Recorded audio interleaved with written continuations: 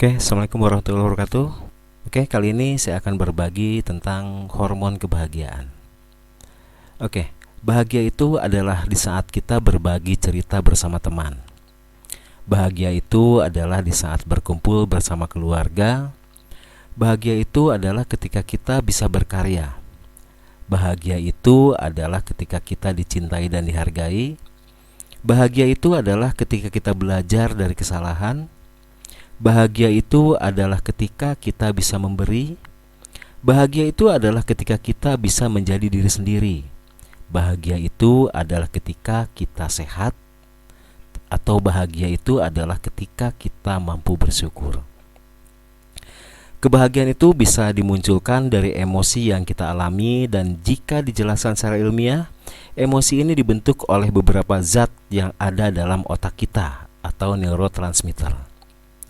Beberapa zat ini bisa kita munculkan dengan sengaja melalui beberapa aktivitas dan juga makanan tertentu. Intinya kita bisa melatih diri untuk bahagia dan belajar menjadikannya sebagai pola hidup yang dengan sendirinya akan tercipta dalam aktivitas sehari-hari. Inilah yang dinamakan hormon kebahagiaan. Intinya, kebahagiaan ini bisa kita ciptakan dari zat yang ada dalam diri kita. Artinya, yang menentukan kebahagiaan itu adalah diri kita sendiri. Memacu hormon kebahagiaan bermanfaat untuk menjaga kesehatan mental diri sendiri, terhindar dari stres berkepanjangan, dan secara alami kita jadi memiliki kemampuan penyelesaian masalah dengan lebih baik. Jadi apa saja hormon kebahagiaan itu? Oke, yang pertama, ada yang namanya hormon dopamin atau hormon kebahagiaan yang muncul ketika kita berjuang mencapai sesuatu. Muncul saat kita menang atau mendapatkan sesuatu yang kita inginkan. Hormon ini bisa membantu kita untuk termotivasi. Jadi bagaimana cara untuk mendapatkan hormon dopamin ini? Misalnya dengan menyelesaikan tugas sebaik mungkin, mendapatkan prestasi, atau membeli barang baru yang memang kita inginkan.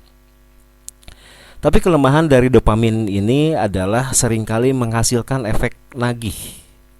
Makanya ada beberapa yang jadi workaholic, perfeksionis, atau berlebihan dalam mencapai sesuatu untuk mendapatkan sensasi ini. Jadi intinya kita perlu bijak, karena segala sesuatu yang berlebihan pada akhirnya akan menjadi kurang baik untuk diri sendiri maupun orang terdekat kita. Oke, kemudian yang kedua, ada yang namanya hormon endorfin atau hormon kebahagiaan yang berguna untuk meminimalisir rasa sakit. Endorfin akan membuat kita memiliki daya tahan tinggi seperti melakukan sesuatu yang sulit, berat, dan tetap senang melakukannya. Lalu bagaimana cara mendapatkan hormon endorfin ini? Kita bisa mendapatkannya dari aktivitas fisik seperti berolahraga. Pokoknya pasti ada kenikmatan tersendiri bagi kamu yang rajin olahraga. Atau orang yang suka makanan pedas. Makanan pedas juga memacu hormon endorfin untuk keluar. Sudah tahu pedas tapi ya masih mau nambah lagi ya, biarpun udah kepedesan. Oke, kemudian yang ketiga ada hormon serotonin atau hormon kebahagiaan pembangkit mood. Serotonin membuat kita jadi menyenangkan, ramah, dan suka bergaul. Jika kekurangan hormon ini, maka kita menjadi cepat tersulut emosi atau malah mudah depresi. Serotonin adalah rasa bahagia karena mendapatkan pengakuan, dianggap penting, dan merasa percaya diri. Serotonin diperoleh dari membangun hubungan atau komunikasi intens dengan orang lain. Kamu bisa melakukannya dengan aktivitas ngobrol, chatting, atau sekedar menyapa orang lain.